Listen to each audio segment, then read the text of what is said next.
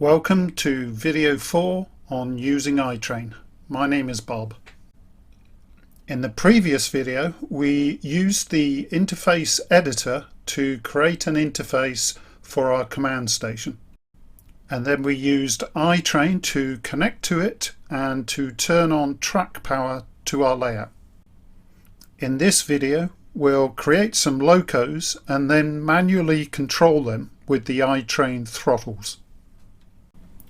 I've decided to add this little section at the start before I start the actual tutorial, because this particular video is about having a bit of fun moving locos manually, but it has some important points in it that I want to highlight now so that you recognize them during the video. They're quite important points because they are fundamental to gaining a better understanding of how iTrain works.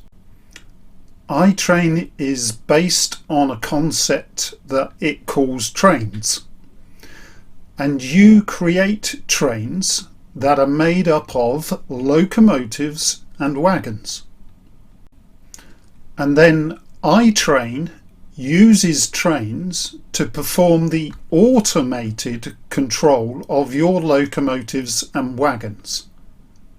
iTrain will not directly control a locomotive automatically, but only when the locomotive is assigned as a train. To help show this, if you look at the throttles down here, you'll see there's a throttle with the train tab selected and a throttle with the locomotive tab selected. Now in the train tab you'll see there is a drop down which has a selection for controlling the train manually, semi-automatically or automatically. But if you look at the tab which is for the locomotive, there is no drop down to allow you to select any sort of automatic control. You can only control this locomotive manually. So again, you cannot automatically control a locomotive unless it is defined in a train, but you can control a locomotive manually, and that's what we'll be doing in this video. Now to the second point. When creating the two locomotives in this video, I will show you two methods to quickly enter a speed profile. Now this is not the method to use if you want accurate automatic control of your trains. This is just a quick and dirty way of getting a profile into the locomotives so you can run it manually. In later videos I'll show you how to enter a proper accurate speed profile using the iTrain's speed measurement feature, which is contained up here in the View Speed Measurements section. But that's for a later video. If you tried to use the rough speed profiles shown in this video to control your trains automatically, the speed of the train would be incorrect, the stop positions would be extremely inaccurate, and the acceleration and deceleration rates would not work. iTrain needs an accurate speed profile to allow it to compute the actions it needs to take. When we operate locos manually in iTrain, our brain is acting as the computer, and we use our hands and eye coordination to judge where we want to stop a train. So one step at a time, we'll get used to controlling trains manually, and then we can move on to properly automating them. The last point I want to make is about the demo layout here. Now perhaps a way of thinking about this is the layout that iTrain has in its brain. But that doesn't necessarily mean that it represents the actual physical layout that we're connecting to. For example, at the moment, iTrain knows nothing about the physical test track that I will be connecting to later in this tutorial here. We have to tell iTrain what the test track looks like, and that's what we'll start doing in the next video. But in this video we are just running trains or locos manually, so it does not matter if the layout shown in the switchboard here is different. We are the ones that are in control of the locos when we're operating them manually, not iTrain. So bear those points in mind as you watch this tutorial, and I hope it'll give you a better understanding. Right, here we are again. I've just started iTrain and it's automatically loaded the layout that we saved when we finished the last video, which was TUT_03. I've turned on the power to the command station and I'm just making the connection now to make sure it's working. The green light has come on and I can see on the command station that the track light has also come on then, so I know the connection is good and power is being applied to the layout. So what we want to try and do now is create some of our own trains and see if we can control them on the layout through the throttles here. Now I've called them trains, but I should more accurately describe them as locomotives, because if you recall from the previous videos, within iTrain, trains are made up of locomotives and any wagons that we want to associate with them.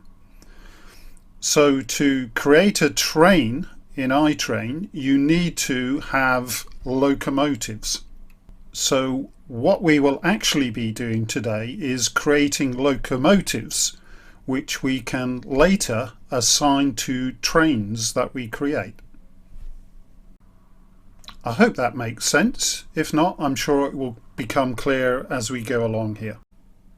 So we want to create a new locomotive, and to do that, you know where we should go. We need to go to the Edit menu, and then this time we'll use the Locomotives Editor and open that and then click New. And as usual, whenever we're creating any new element in iTrain, we need to give it a short name.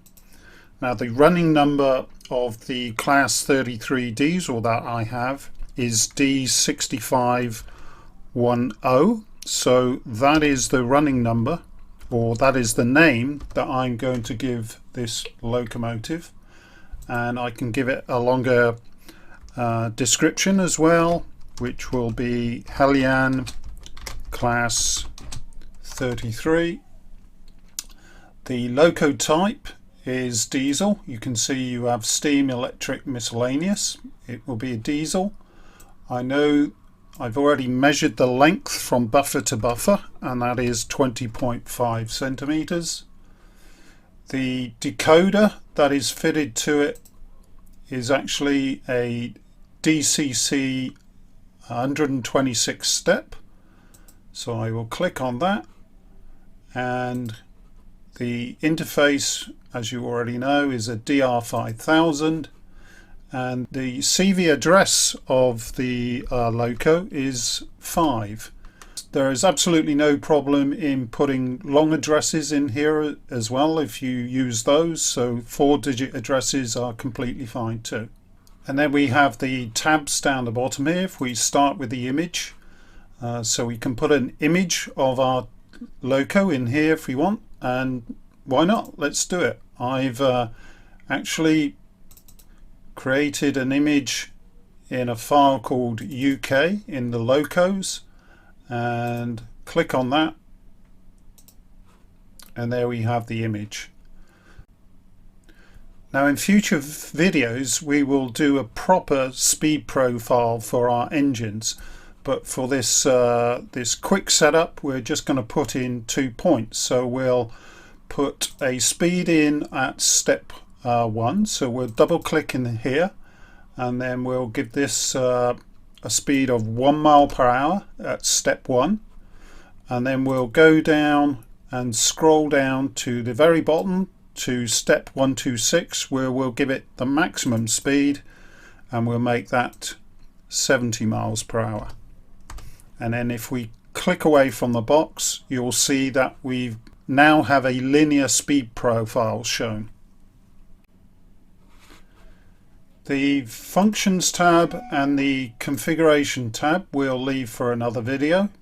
In the Options tab we'll just make sure that the gauge is correct, and the permissions and comments we don't need to do anything with either. So we're done. We've created our first loco, and now to save it we need to click on the apply button. And on the left hand side here in the overview you can see that the D6510 Hellion class has been added here. We have a tick in the active box to show that it will be active on this layout. And we can click on the X to close the Locomotive Editor. Now if we look at the layout, nothing seems to have changed. You might be asking, why isn't our new class 33 showing on the overview window here? And if I go down to the throttles down here to this train, which is on the train tab, if I click on it, it's not showing in any of the lists. So why do you think that is? Perhaps you want to just pause the video and have a think. Well, the reason of course is because we have just created a locomotive and not a train. The overview window here gives you an overview of all the trains that are assigned to this layout. Now if we come down to this throttle, which is on the Locomotive tab rather than the Train tab, and we click on the download here, you will see that the D6510 is shown there, and we can select it because it is showing as a locomotive. If I went to the train drop down now, you'll see that it is not appearing because it is not assigned to any trains. That locomotive is not assigned to any trains at this stage. But we can still manually control that locomotive. So we can call it up in the tab here, and then we can start controlling the class 33 on our layout using the throttle here. So let's see if we can make the train move. I'll bring up an inset video of the track layout, and then we'll go to the throttle and bring up the speed, and yes, there we have it. The train is moving manually by our throttle.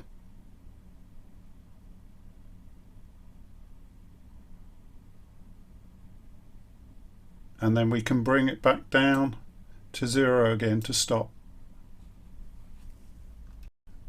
And then we can put it into reverse and move away again.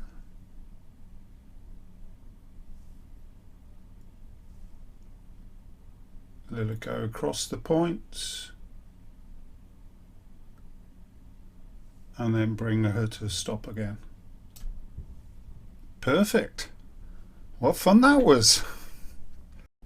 So let's do the same for our class 73, shall we? We'll go up to the edit menu and to locomotives, and then we'll create a new locomotive.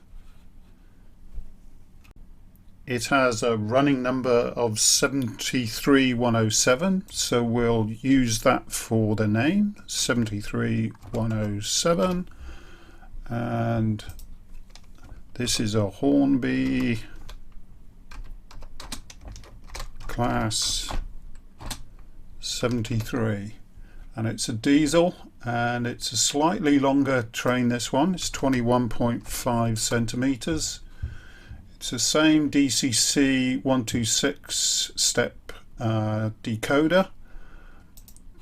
The interface will be the DR5000, and it has an address of 4. We can put an image in. Let's go to the Locos folder, down to my UK folder, class 73, double click on that. The speed profile I'll do differently this time. What we'll do is copy the profile from one of the demo locos. So I'm going to click on the electric, and we will click on the 0, and then click and hold and drag the cursor all the way down until we get right to the bottom 126, and then do a copy, which is Control C, and then if we jump back to the class 73 and then highlight all of these until we get right down to the step 126, and then we're going to paste, which is Control V, and there you see we have a new profile in there. The functions tab and everything else apart from checking the gauge can stay the same, and then we just click on the apply button, and there we go. It is showing up in the locomotive overview there. We can shut that down. Then we can go down to this throttle now, go to the locomotive tab, and now if we click on the down arrow, we there see the 73107. Click on that, and there we have it. As easy as that. So let's start moving the 73 as well. It's in forward, and then we can start increasing the throttle, and there she goes. And let's get ambitious. Let's move the 33 as well and start her off. I need to get to the points here and stop this one, and then stop the 33 as well. And there we are. Wow, that was ambitious. Good fun, eh?